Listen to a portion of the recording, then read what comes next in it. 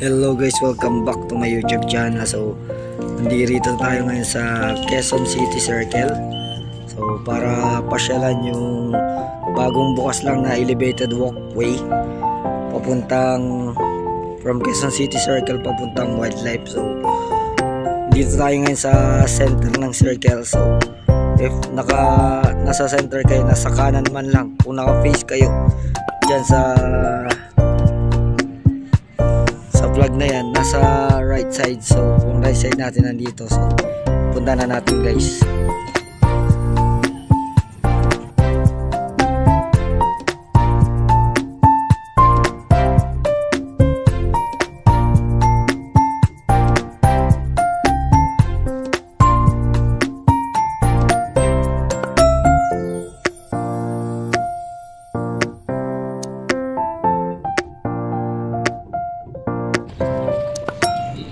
Dito yun guys, dito yung daan papunta dun sa elevated landscape.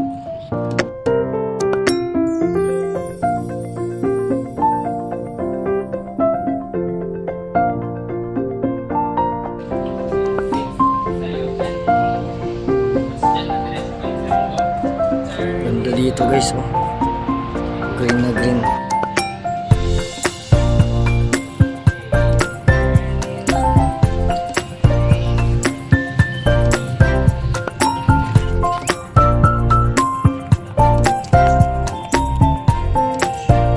Pwedeng yung bike dito eh. Hindi ko lang alam kung allowed yung motor.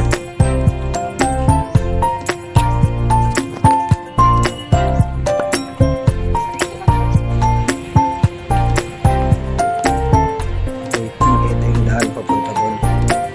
So, mapuno dito sa area na to. Maganda siya, more on green. So, ito yung hallway papunta doon. So preserve nila yung yung tree. So kahit napunta siya sa gitna ng daan, di pa rin nila tinanggal. So dinisign lang nila na ganyan, no?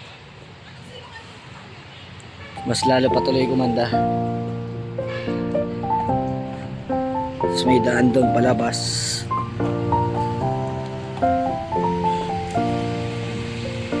Ganda guys.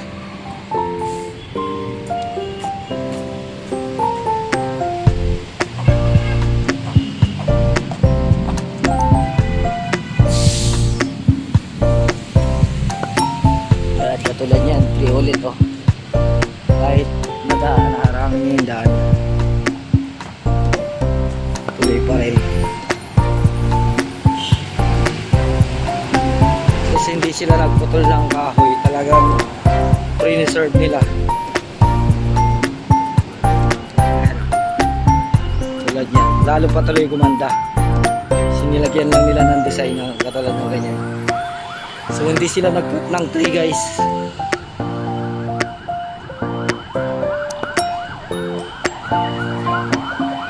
Ayan o, highway na yung baba niyan guys.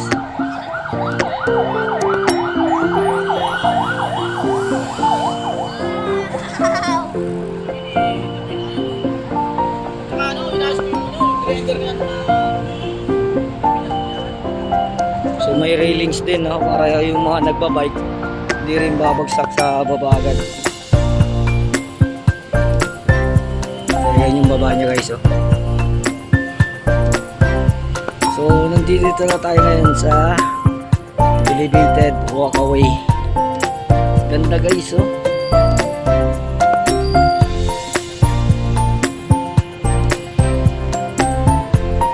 Maraming mga landscape guys.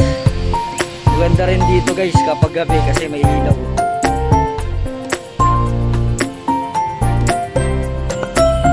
So yan yung highway na yan guys. Ito yung circle. Sa kabila naman yung sinasabi nilang animal parks. Ganda.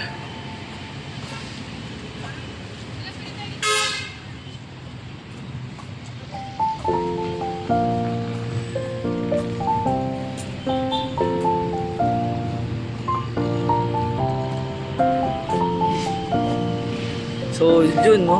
Diyan tayo galing kanina. Diyan tayo galing, ha. So ngayon, papabalo tayo.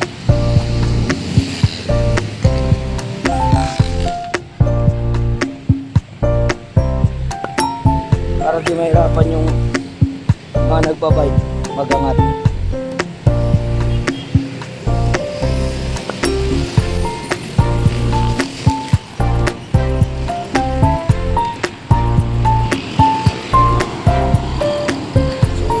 Galingan natin guys.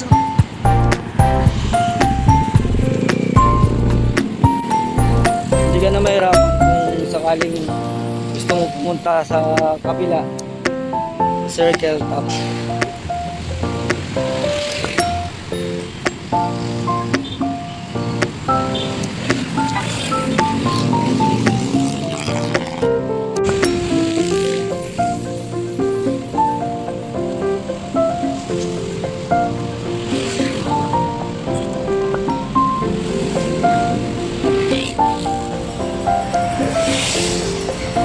Dito na tayo sa Aquino Park and Wildlife Center.